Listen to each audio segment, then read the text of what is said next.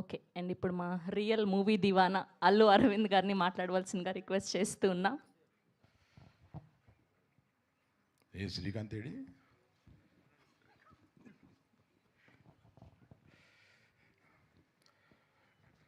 నాకు వాసు ఫోన్ చేశాడు, ఒక కథ విన్నాను, మీరు కూడా వినండి. మామూలు ఈ 2 రోజులకు ఒకసారి 3 రోజులకు ఒకసారి వారంలో 1-2 కొత్త వాళ్ళు వచ్చి కథ చెప్పటం ఇది ఉంటా ఉంటుంది. సరే వాసు చేశాడు కదా అని రమ్మన. స్టార్ట్ టు ఫినిష్ 1.5 hour అదర కొట్టాడు. ఓ వీడెవడు రా కొత్తోడు ఇలా చెప్పాడు అని అనిపించి అంత ఎక్స్ప్రెషన్ ఇవ్వలేదు నేను. బాగుంది, బాగా చెప్పావు.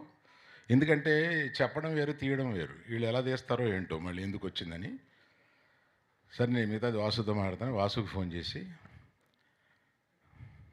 ఒక 15-20 లక్షలు ఇద్దాం, ఒక సీను వాడు చెప్పిన దాంట్లో ఒక సీన్ చెప్తాం, క్రిటికల్గా అన్నీ వచ్చేటట్టుగా ఒక సీన్ ఏదైనా మీరు ఎంచుకుని అతన్ని తీయించి అది తీసుకుని వస్తే అప్పుడు డైరెక్టర్ కాదు చెబుదాం, అనవసరంగా ఇప్పుడు ఎందుకు రెచ్చగొట్టడం అని.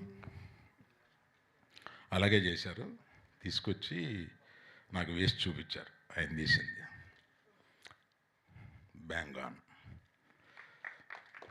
వీడు డైరెక్టర్ అయిపోతాడు అని అనిపించేలాగా, సారీ వీడంటున్నాను, ఇవాళ పెద్ద డైరెక్టర్ అయిపోతావు నువ్వు, అందుకని.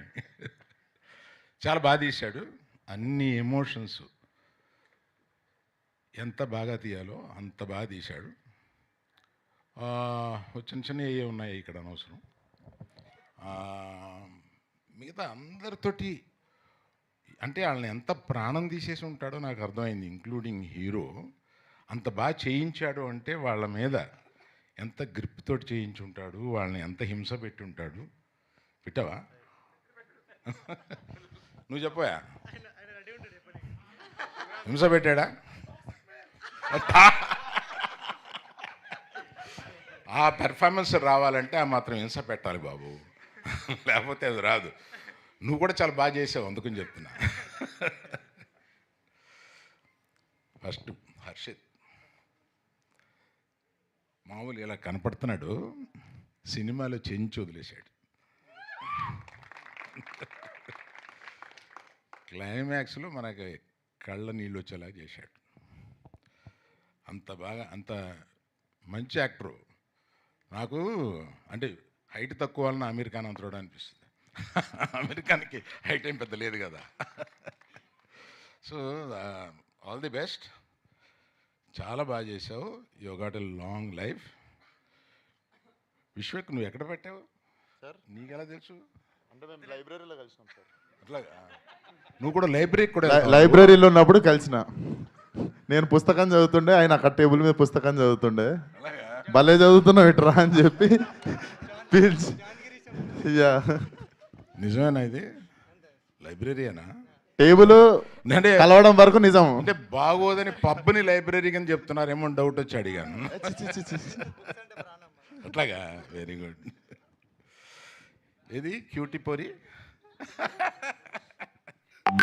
ఎంత చక్కగా ముద్దుగా ఉందో సినిమాలో. ఇప్పుడు కనపడేదానికన్నా ఇంకా చాలా బాగుంది సినిమాలో, చాలా బాగా చేసింది. நம்ம தமிழ் பொண்ணு இது, அங்கேருந்து வருது, Manimekalai, Sneha Manimekalai. So cute, very nice. You done a great job and you have got a good future in Telugu. தமிழில் நான் சொல்ல முடியாது. இங்கே உனக்கு நல்ல ஃப்யூச்சர் இருக்குது, அதெல்லாம் ஒத்துக்காத, பார்த்து ஒத்துக்கோ. సార్ ఈవిడకు కూడా ఇక్కడే తెలుగులో స్థిరపడిపోయి పెళ్లి చేసుకునే లక్షణాలు ఏమన్నా కనిపిస్తాయి? నేను కొంతమందికి పెళ్లి చేశాను. చెప్పండి అలానే ఏదైనా. You act for 10 years here and get married to a Hyderabad man and settle here. So ఇక్కడ నాకు విశ్వక్సేను నేను ఒక 5-6 ఏళ్ళుగా ఓ సినిమా చేయాలనుకుంటున్నాం. అతను చెప్తాడు, నేను చెప్తాను, కనపడి కావలించుకుంటాం, తర్వాత మర్చిపోతూ ఉంటాం. ఇప్పుడు నాకు కనపడినప్పుడు నువ్వు డబ్బులు ఎంత తీసుకుంటావో చెప్తే ఇస్తా.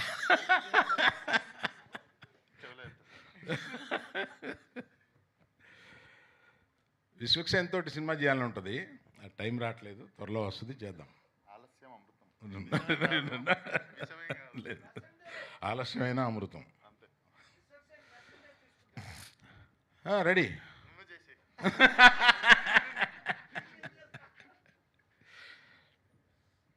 ఏమయ్యా నీ గ్యాంగ్ మొత్తం రిప్రజెంట్ చేస్తూ నువ్వు రావా?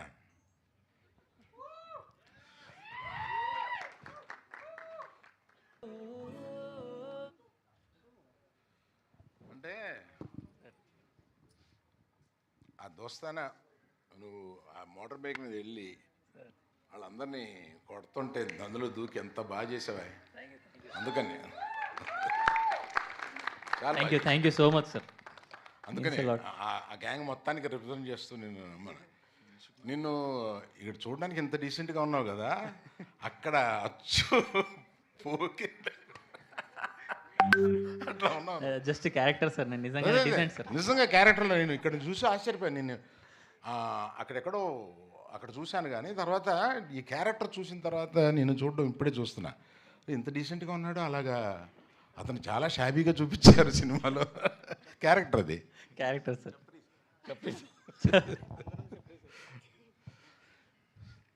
So there is nice you are associated with this Vasu and Sridevi. Nice for your support.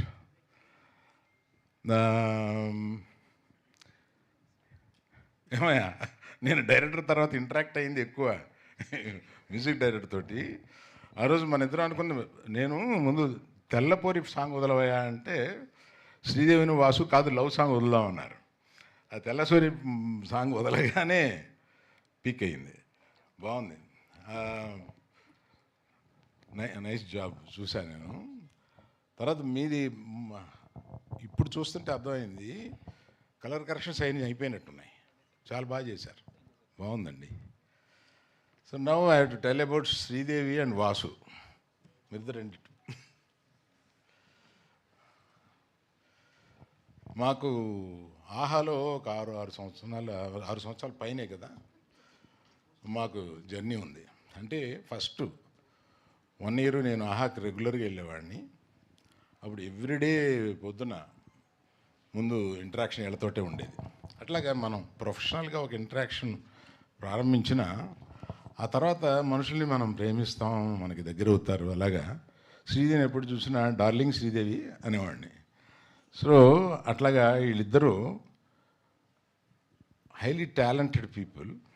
ఆ తర్వాత వీళ్ళని ఈ సినిమా తీసుకుని చేయమని చెప్పి అడిగాను. వీళ్ళు ఈ సినిమాని తీసుకుని చాలా శ్రద్ధగా, కొంచెం ఎక్కువ ఖర్చు పెట్టాడు, దాన్ని ఏం అనలేదు కూడా నేను.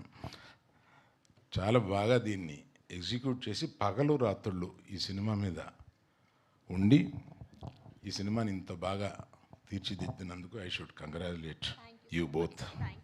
రైట్. ఇంకెవరి గురించి చెప్పడం మర్చిపోయినామనుకోకండి. మెయిన్గా నేను మీడియా వారికి రిక్వెస్ట్ ఏంటంటే, ఈ లవ్ స్టోరీ చాలా సున్నితంగా ప్రారంభమయ్యి మన హృదయాల్లోకి చొచ్చుకుని వెళ్ళిపోయే ఒక లవ్ స్టోరీ.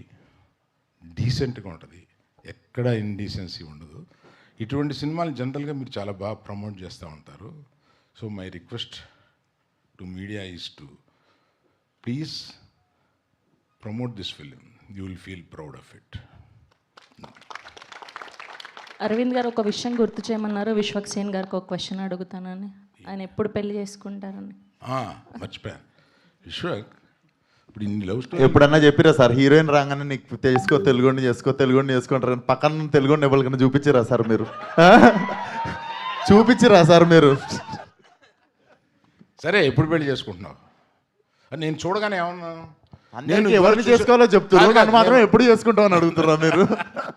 నేను ఏమన్నా చూడగానే ఏంటి ఇదివరకన్నా చాలా గ్లామరస్గా తయారయ్యావు, ఏంటి స్కిన్ టోన్ మారిపోయి ఏంటి ఇలా అయిపోయావు అంటే, లేదు సార్ 1 yearగా తిండి గిండి మార్చేసేసి నేను అలా ఫిట్గా అవ్వాలని అనుకున్నాను, మనం చూసి ఛానల్ అయింది కదా, మనం రికగ్నైజ్ చేశారని ఆనందపడ్డావు.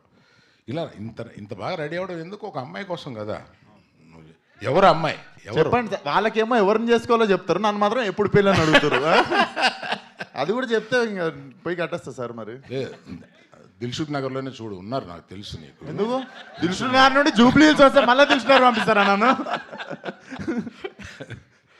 So thank you very much. Thank you sir. Sir మీరు ఫస్ట్ ఎవరితో చూసారు ఒక రొమాంటిక్ ఫిలింని, ఇలాంటి ఒక ప్యూర్ లవ్ స్టోరీని చూసింది ఎవరితో? ఇప్పుడు ఆ పేరు చెప్తే బాగోదు కదా.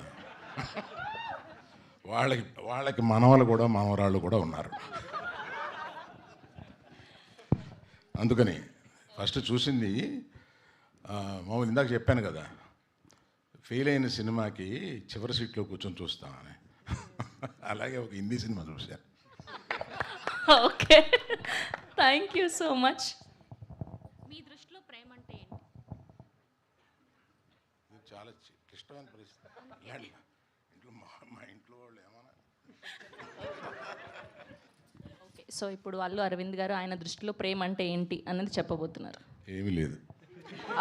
అయ్యో sir, thank you so much Aravind garu, thank you Vishwak garu, thank you so much for gracing garu event. Thank you so much Dheeraj garu. And హీరోని, హీరోయిన్ని అండ్ అలానే డైరెక్టర్ని, మ్యూజిక్ డైరెక్టర్ని వేదిక మీద ఉండవలసిందిగా రిక్వెస్ట్ చేస్తూ ఉన్నాం.